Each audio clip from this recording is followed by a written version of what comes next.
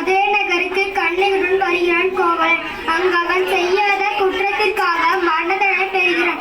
ஆராயாமல் தீர்ப்பளித்ததாக அரசன் மீது குற்றம் சாட்டும் கண்ணகி தன் காசினிப்பை கொண்டு தன் கணவன் கள்வன் அல்லன் என்பதை உணர்த்துகிறார்.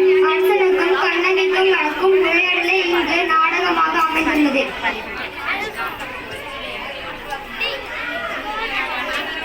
அரசே அரசே, நம் அரண்மனை வாயிலின் முன் அழகு கண்களுடன் தலைவரி கோலத்துடன் ஒரு பெண் வந்து நிற்கிறாள். அப்படியா? அந்த பெண்ணுக்கு என்ன தேர்வு கேட்டாயா?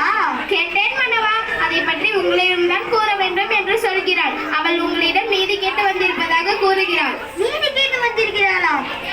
சரி, அந்த பெண்ணை உள்ளே அனுப்பு.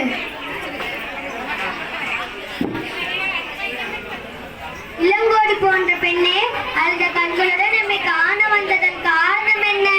நீ யார்? உனக்கு என்ன வேண்டும்? ஆராயாமல் நீதி வழங்கிய மன்னனே, என்னையா யார் என்று கேட்கிறாய்?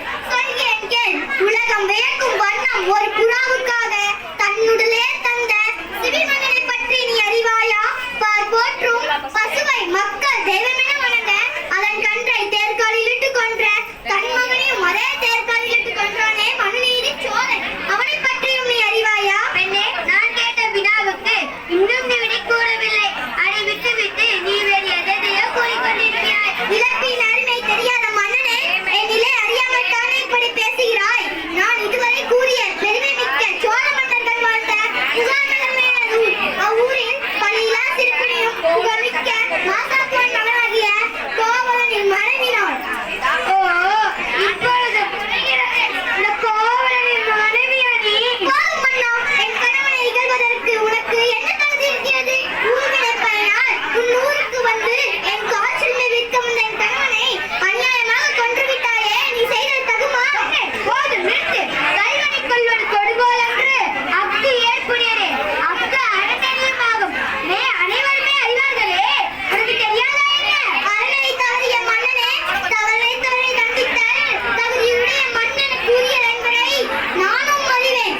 ஆனால் நீ கூறுவது போல என் கணவன் கள்வன் அல்ல. அவனிடம் என்ன சிலம்பு? அரசுக்கு சிலம்பென்று அவனை சிலம்பு இதோ என்னிடம் உள்ளது. என் சிலம்பின் பரல் மாணிக்க கற்களால் ஆனது. பெண்ணே, நீ சொல்வது உண்மைதானா? உண்மையாய் அரசுக்குரிய சிலம்பின் பரல் முத்துக்களால் ஆனது. ஆண்டோர் என்ற நவரனிலே அனைவருக்கும் உண்மையை உணர்த்துகிறேன். யாருக்கு கோவலத்திடம் இருந்து கைப்பற்ற சிலம்பில் கொண்டு வா.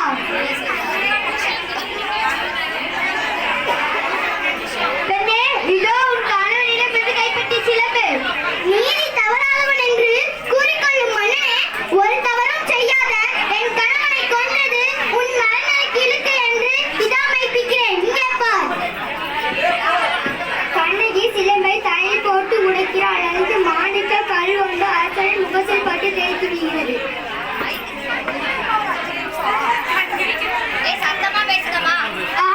தவறு இழைத்து விட்டேனே, பிறர் சொல் கேட்டு பெருபிழை செய்தேனே. யாரோ அரசன், யாரே கள்வன்? இதுவரை என் குலத்தில் எவரும் செய்யாத பழிச்சொல்லுக்கு ஆளாகி விட்டேனே. இனிமேலும் நான் உயிரோடு தகுமா? இனி எனக்கு வெங்கத்தை கொடை தட்டு, செங்கோல் தான் எதற்கு?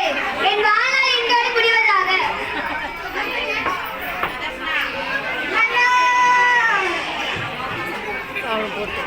பாண்டிய மன்னன் தம் தவறாக வழங்கிய தீர்ப்பால் உண்டான பழிச்சொல்லுக்கு அஞ்சி அரியணையில் இருந்து தயமிருந்து இறந்து படுகிறார்.